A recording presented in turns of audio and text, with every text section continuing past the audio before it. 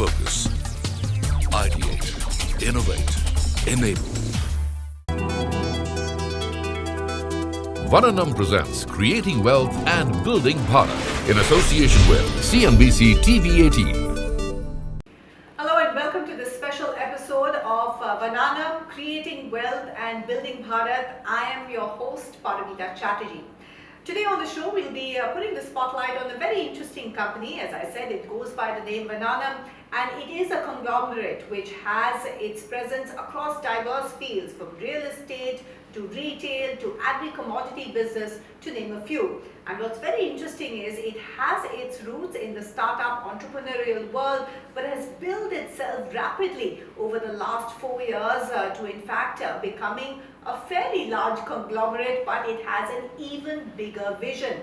And its vision is aligned with the pace at which India, or rather Bharat, is growing at today. So let's meet up with the two energetic and entrepreneurial visionary co-founders who are joining us on the show. Let me introduce them to you, starting with Keshav Inani, who's co-founder at Vananam Enterprises, and Mahendra Rathod, also a co-founder at Vananam Enterprises. Gentlemen, thank you so much for joining us on the show. And I was trying to put together a little bit of what Vananam is all about.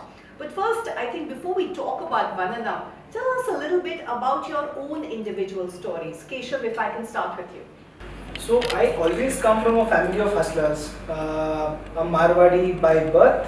My grandfather migrated from Rajasthan to North Karnataka into the magic of making irkal saris, something which is now very profoundly known. From then on, my father and uncle took the legacy forward to expand it outside Gulejgud to 4 or 5 different cities. And that's what inspires me to keep fueling Vananam today, expand into multiple businesses. Okay, so you began, so essentially you come from a business family and you've sort of taken that entrepreneurial spirit forward. Now Mahendra, your background is somewhat similar but at the same time quite different. Tell us a little bit about it. My background is totally different. I come from a very poor farming family. My grandfather was a farmer in a small village called Charel in Gujarat. And my father was the first person to actually study in that entire village and get out of that village. He was also destined to be a farmer, but he somehow struggled and got out of the village and became a teacher. And then because of my father and mother and their efforts, I could actually get chance to study in Sainik School Balachadi, which is one of the most premium Sainik schools and military schools in India. Sainik School taught me a lot of stuff, and it taught not about business, but it actually taught about perseverance, adaptability, hard work, right? So different kind of values. Right. Hustling is definitely one of them. So that's what you both have in common, which is to hustle, to come up with an idea and to take it forward, to give it fruit. And coming back to you, Keshav, so how did Vananam come about? So I am a chartered accountant by profession. I qualified in November 2019. Then on, I started practicing on my own. When we started our practice, because I was based out of Bangalore, it was just coming out of the COVID era, startups were on its legs. I had the fortune of working with some of the best startups and best founder minds, helping them scale, understand their business problems. That put me in a spot that there was something which Marwadi community was not doing, which the other startup founders were doing, which was giving back to the startup community. While most of it was in the form of money, because India had a windfall of investments coming its flow. At the very early stage, startup investments were still done by startup founders and not by eminent businessmen. So that's where I decided that Marwadi community also naturally has lots of money. They are risk takers by birth, that's why they get into business. So I said, can I bridge this gap? Can I actually create a platform where I get them good quality startups at its very early stage and help raise a pre-seed round from that community? Right, so very interesting. You actually tapped into the Marwadi gene pool, and that's how your startup sort of foundations began, and that sort of was the first step of the journey. Mahendra, let me come to you here. Vananam, or rather actually it's pronounced Vananam, right? Yes. What does it actually mean? And today you're like a mini conglomerate. It's not just about startup funding. Yeah, so Vananam means wealth in Sanskrit. Okay, and when there is a huge difference between wealth and money, right? People can actually earn a lot of money, But wealth is not just about money, it is also about empowering people, it is about creation of jobs, it is about giving back to the society, it is actually creating wealth for all the stakeholders, right, into the ecosystem. So who are the stakeholders? They are employees, who are our primary pillar, right, our people, right. Second is our investors, third is our customers, fourth is our vendors, and the society at large, right. So we want to create wealth for all these parties or all the stakeholders into the ecosystem. So with that in mind, when we talk about being a conglomerate, yes, we aspire to be one of the largest conglomerates in India. We right now have 4 businesses which we've started, and we are scaling up very fast, which you spoke about. So we have our agri trade business, we have our retail or transit retail business, we have our rewards business, right, and we have our real estate business. So these are the businesses which we have kind of incorporated so far. So you have these, as you said, you have these 4 businesses, but Keshav, you want to do much more, right? And we spoke about the concept of Bharat, and it's very interesting that you've taken that concept of Bharat and you want to have Vananam or create wealth for all of your stakeholders, including yourself. So what are those key guiding sort of principles on which you're building this business for the future? Again, the very first principle or the thesis that drives us is built in Bharat, built by Bharat, built for the world. Right? That's what India has always been doing from times immemorial. India was home to world's oldest civilization. That's how our history starts off. Of course, the second main guiding principle being where we want to create wealth and we want to empower entrepreneurs. So today, as we stand with a team that started off with 3 people in September 21 to 197 odd today, at least 30 of them are my emerging leaders whom we've just backed and they do the work for us. It's inspiring, I'm very thankful that we actually have such a strong pillar of our team who's ready to feel about Vananam the same way that I or Mahendra actually feels. So that's what keeps us guiding on to just greater heights. Right, so people is really at the heart of what you're building as a company, and that's going to sort of spread out. 197 people, and Mahendra, let me come to you here because you're a very young company, just 2 years old, but you've achieved a lot. You've really run up quite a bit in various directions. What would be those key milestones or achievements that both of you as co-founders and your team are really proud of? Right, so first is definitely the age. We've grown very fast.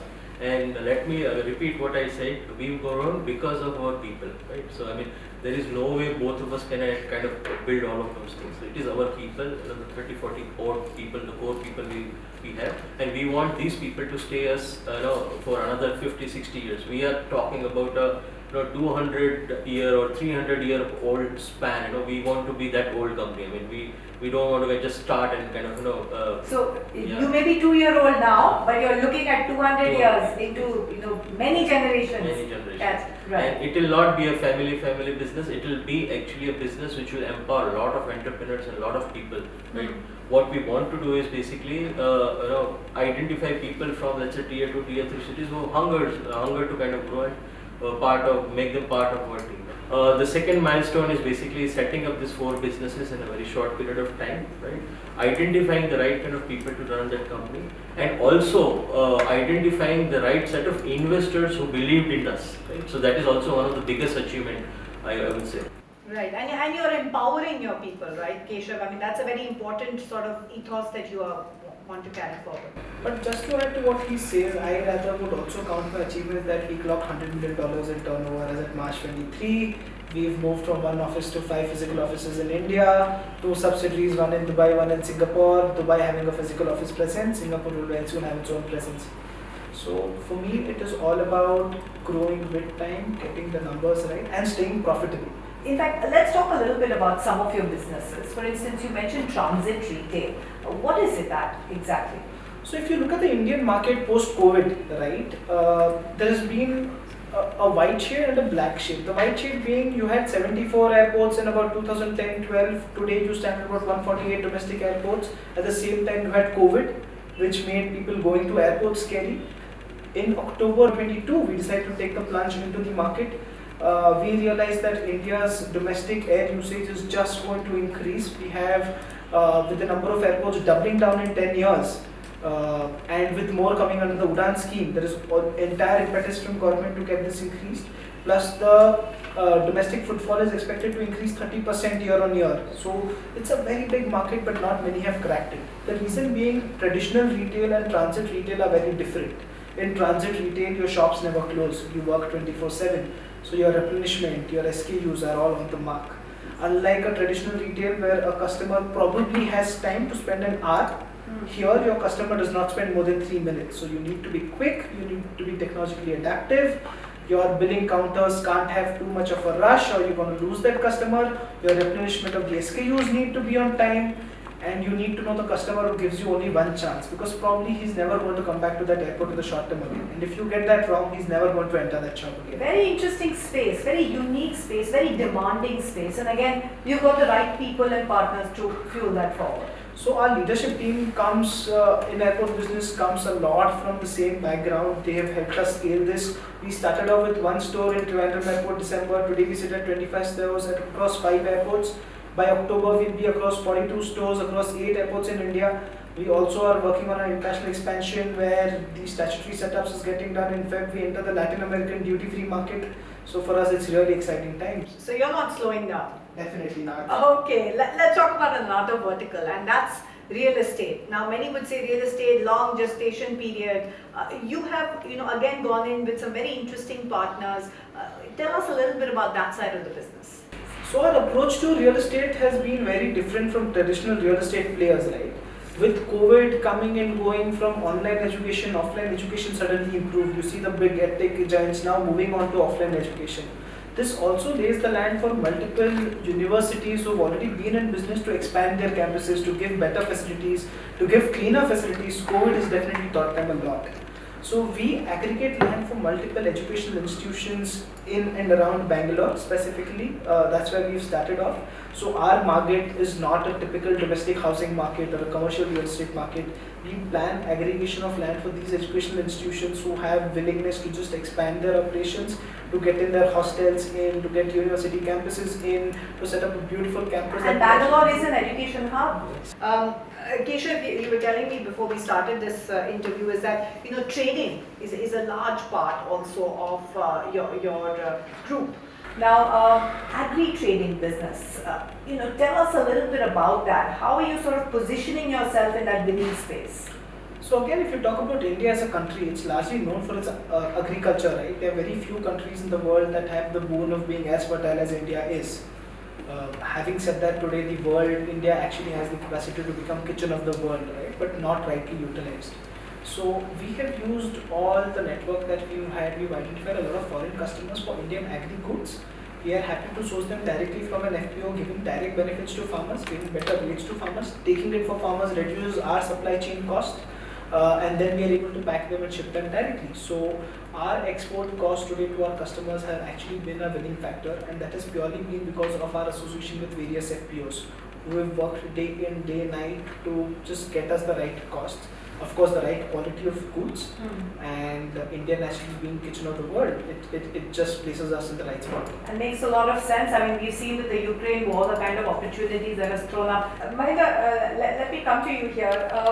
Now, you talked a little bit about technology and how that has also been a sort of a key backbone on which you've built this kind of lean teams and yet manage your processes in an effective way. Tell us a little bit more about the tech side of the story and how are you building those capabilities? Right. So what we've done is we've been very, very frugal in terms of our building teams, especially tech side. So we've seen from my past experience itself that a lot of companies burn a lot of money on building tech. So the philosophy is that tech is the business, but actually it is not true. Tech is only empowering a business, right? So we, as I said, we were very frugal. So we took a lot of ready-made systems like CRMs and ERPs for startups. We reached out to various organizations so that we can get discounts, so that we can integrate the systems. We actually modified the system in-house so that it can take care of our use cases, right? And wherever required, we outsource the technology. So you're not going with the fancy sort of trends. Everyone's talking about generative AI or the whole data cloud platform. you're saying, let me use what I need for my business. Right. Okay. Yeah.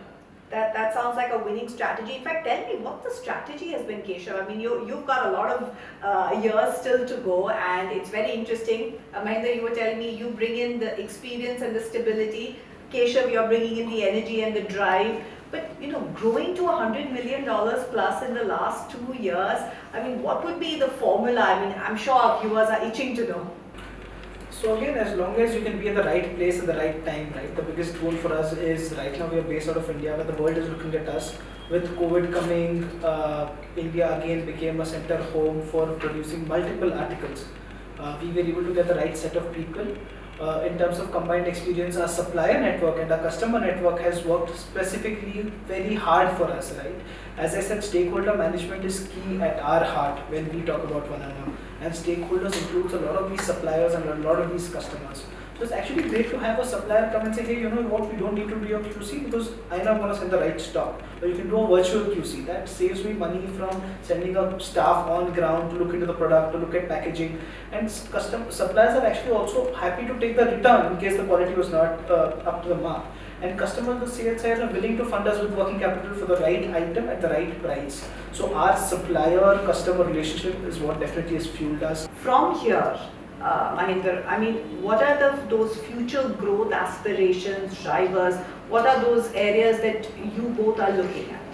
So let me first tell you that achieving $100 million, or we don't count it as an achievement. We have not done anything, is what I would personally feel. Now, what are we looking at, and how are we kind of going looking at the future? Right? So definitely, we will identify and invest in businesses which are scalable. Right? We will identify and scale up businesses which are technology driven. So definitely AI is going to play a huge role in future, right? And we want to make sure that AI or AI driven companies which we kind of operate or scale are for the benefit of the humanity and not basically taking away jobs, etc. So that is something which we are working on. Let's say AI driven river and lake clinic cleaning technologies, right? So that is something which we are kind of going to bring in India. Definitely want to know which lake you're going to start with in Bangalore when you're talking about that cleanup technology, because it's huge potential. I mean, looking at our pollution and the way the state in which our rivers and lakes are. So very interesting, yeah. So the best part about that business is locally manufactured in Bangalore. So while the technology is built by two young lads, again well known to us, who've now willing to work with us in collaboration to get India clean, we are very happy with the fact that all of this can be made locally, which helps in creating further jobs for local people around here. Your factories work more, raw material is procured locally. And while cleaning lakes, we see in India the only problem that's avoiding tourists from coming is still the kind of name it carries amongst its tourists about not being up to the mark in terms of hygiene across all areas. Correct. Government of course is coming up with the Namami Gange project, which is a marathon for them to do what's been going wrong for the last So that's 20 very years. smart, Keshav, because I mean, I would say just from a business perspective, because you're keeping the environmental aspect in mind while also sensing a business potential, because that was going to be my next question. The world today is all about ESG, environment, social, governance. How are you building those pillars, particularly within Vananam? So, I'm sure there is one pet project which we have not yet spoken about is Vananam Foundation, which we launched December this year. It's Mahendra's brainchild and something that we always wanted to do as completing our story of Vananam. Is that what we take from society, from investors, we give back to society. Apart from that, we would always looking for clean tech projects. When I say clean tech, we need not have some fancy technology involved, but just basics of treating the cleaners right, ensuring sanitation for them, ensuring garbage disposal is done in the best possible manner. A lake cleaning project is a part of that. So these are some of few verticals we've identified today to cover us on an ESG space. Right, and of course keeping that CSR aspect as well, the corporate social responsibility. Another thing which is I think very close to both your hearts is the Vananam Startup Inclusion Summit. Mahendra, tell us a little bit about that. So Vananam Startup Inclusion Summit is basically a flagship event, and this is in line with what we want to do with the entrepreneurs, right? I mean, we want to kind of add a lot of value. So this is a thought leadership summit which we do every year between September to November, And there are key themes to this event, right? So there are 4 themes which we work on. Basically, the first theme is, how do we double farmers' income, right? Because farmers are the oldest entrepreneurs of the world, and especially in India, right? So how do we double their income? And there are a lot of initiatives which we are actually working with the governments, with academia, farmers, etc. And then, for example, how do we make sure that India becomes the millet capital of the world, right? I mean, we supply that millets to the world. Second theme is basically how do we empower and create a lot of women entrepreneurs. Third is, how do we kind of get entrepreneurs or create entrepreneurs in tier 2 and tier 3 cities, right? Because there is a huge potential. Right now what is happening is, if anyone is raising funding, it is basically happening in tier 1 cities like Bangalore, Gurgaon, etc. Right? How do we make sure that we bring a lot of this knowledge to tier 2, tier 3 cities and create a lot of entrepreneurs from there. The fourth thing is, how do we create entrepreneurs who are just who just passed out from the colleges, right? Because right now people think that, okay, I've passed out from XYZ college, now I want to look for a job. The best way to get a job is to create a job, right? An entrepreneur can create jobs. So these are the 4 themes on which we actually discuss every year. So we bring all the stakeholders in that particular summit.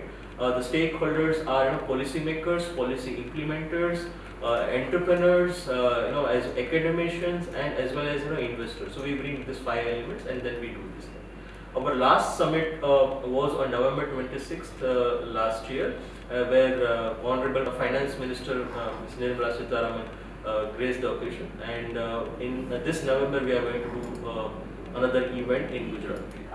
Tell me a little bit about, I began by saying Vananam is about creating wealth, but you're also part of the Creating Bharat story, right? And you really, really believe in that. So what's your vision there, Keshav? Look, India is the only country that has the most number of young population in this world, right? Which is basically India's biggest wealth. There can be nothing that compares to this. We are sitting in a spot where we would rocket ship in the next 10 years. Everyone, even the world today, acknowledges it is going to be India's decade. Everyone in the world wants to associate with India. So I really think that while India becomes a $10 trillion economy over the next 10-12 years, we want to play a small role in enabling people there with whatever limited number of resources that we have. A big conglomerate coming out of India, going to world, telling people what India is all about. And our decisions till now have shown that, because other companies of our size or based out of Bangalore actually have their headquarters in Singapore. But we have gone ahead and opened a Singapore subsidiary of our Indian holding company, because we still think that there is nothing better than being in India at this point of time. All the very best to both of you. Thank you so much for joining us on this special show on CNBC. That brings us to the end of this special episode. We hope you got some interesting insights about Vananam and how they are creating a conglomerate while also being part of the Creating Bharat story. Thank you so much for joining us. Vananam presents Creating Wealth and Building Bharat in association with CNBC-TV18.